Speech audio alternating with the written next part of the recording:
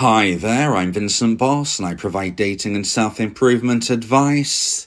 And in today's podcast, we're going to be discussing why moving on attracts an ex, from heartbreak to second chance. I provide audio coaching for breakup recovery, trying to get an ex back, attracting someone new, and life coaching. Visit www.dateme.tips for more details.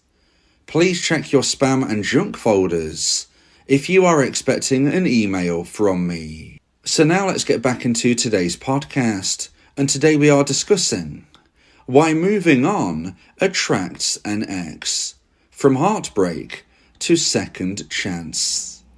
So if you have been dumped and want to try to get your ex back, you may have heard people say you need to move on to get your ex back. But how on earth can this work? In today's podcast, I'll be discussing 3 reasons why if you move on, you increase the chance of attracting your ex. So let's get straight into this, and point number 1 is personal growth.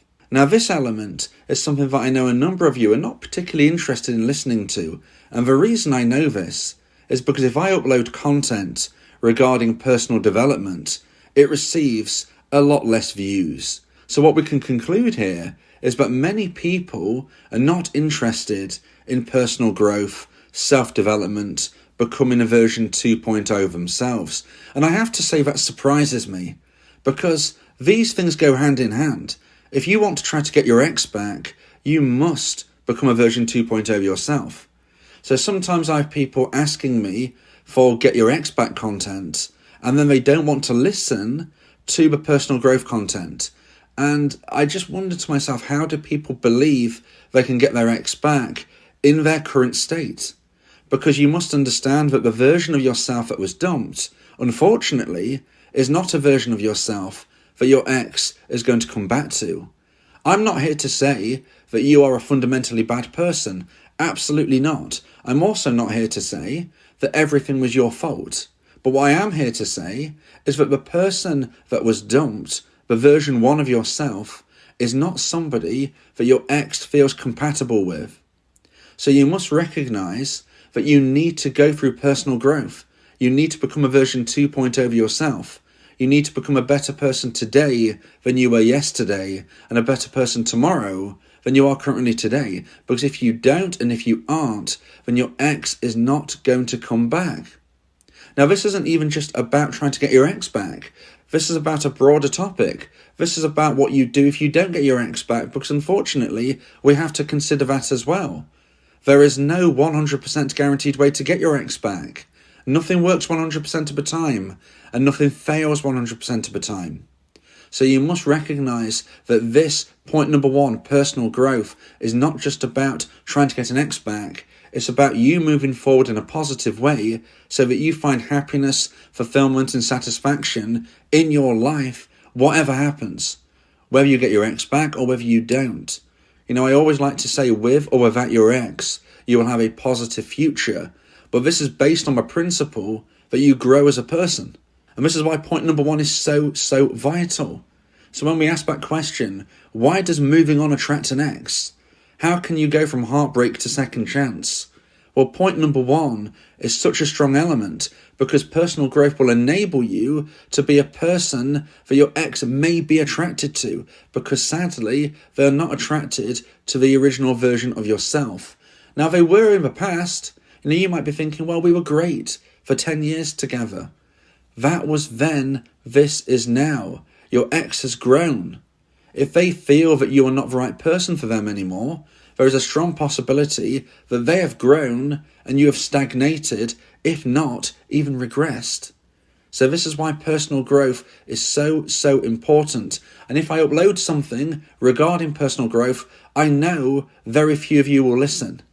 But by putting it in today's podcast, I hope it really emphasizes the point that this is important. This is an element. And it doesn't even have to be something particularly big or large. It just has to be something which is consistently positive. An example would be, this doesn't have to be something like getting a new qualification at college, although it could be. It could be something such as learning how to tie your shoelaces if, for whatever reason, you were unable to do it at this point in your life. You need to become a better person today than you were yesterday. That's the key. That's what you need to understand. This doesn't have to be a giant leap. It can be slow and steady improvement every single day, so you can become a better overall person. If somebody, i.e. your ex, was to find out about this, was to speak to you, was to bump into you, you don't know what's around the next corner. What are you going to do if you bump into your ex?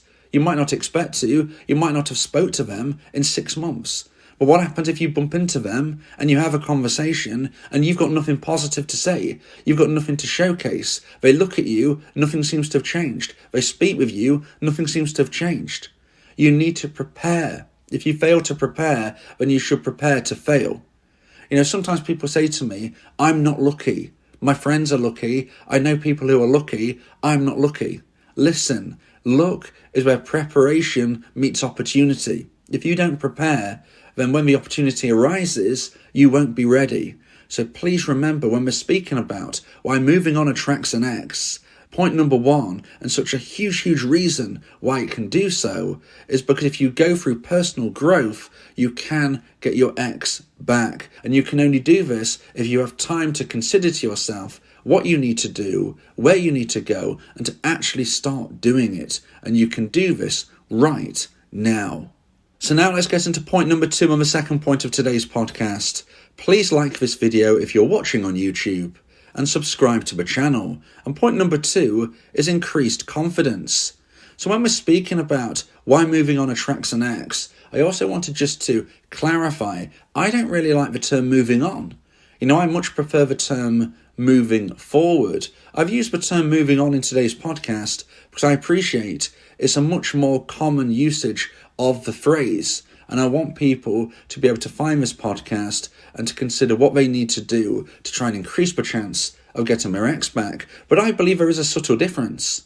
If you move forward with your life, I believe that you're pushing forward, improving yourself, living your life to the full, but you've left the door open to your ex. Whereas I believe that quote-unquote moving on is when you shut that door. Maybe you block your ex.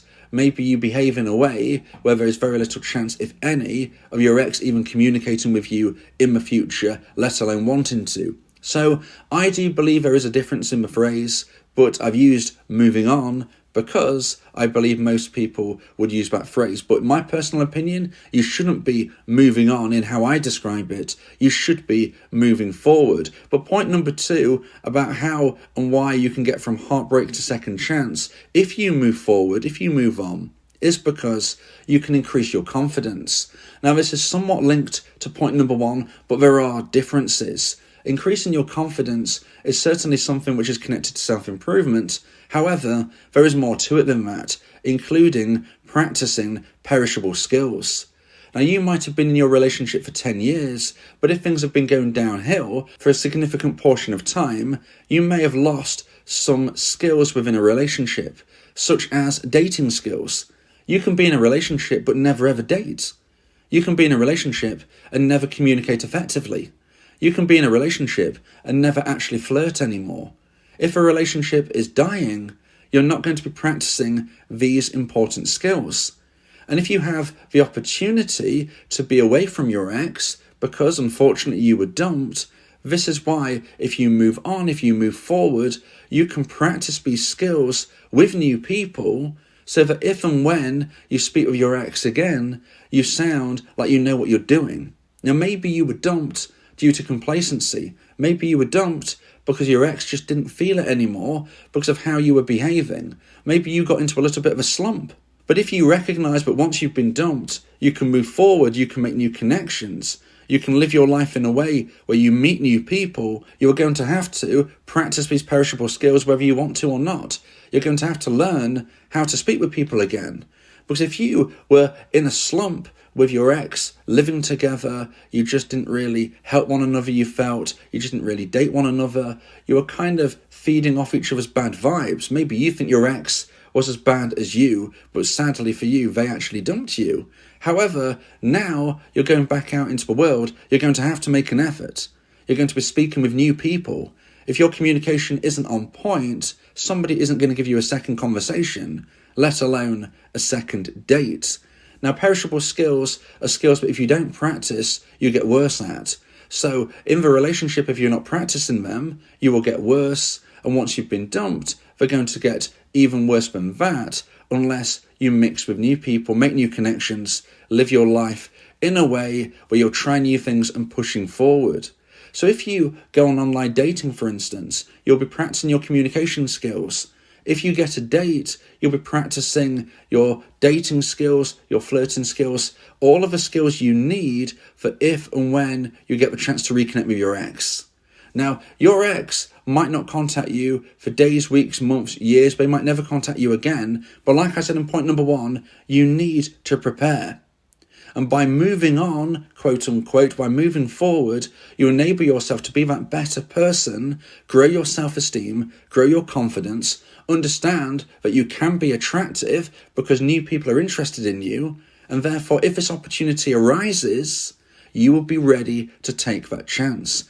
Now, this doesn't mean you can treat new people badly, just treating them as if they are something to practice on. You need to be respectful. You need to give them a genuine opportunity. But if you say to them, hey, I'm fresh out of a breakup, I'm not sure what I'm ready for, let's just go with the flow. If they are understanding of that, maybe they're in the same position as well, then they're not going to be pushing for any level of commitment anytime soon. So be respectful to new people, explain your situation, don't talk about your ex time and time again, else you won't get a second or third date with a new person. But if things are casual, if it's relaxed, unless you really start to feel a strong vibe and you want to take it further, then things might naturally drift away after a certain amount of time, and you both might feel that you got out of that connection what you needed. But don't lead somebody up the garden path. Don't tell somebody you want to marry them when deep down you just want to go on a few dates. Be respectful, be honest,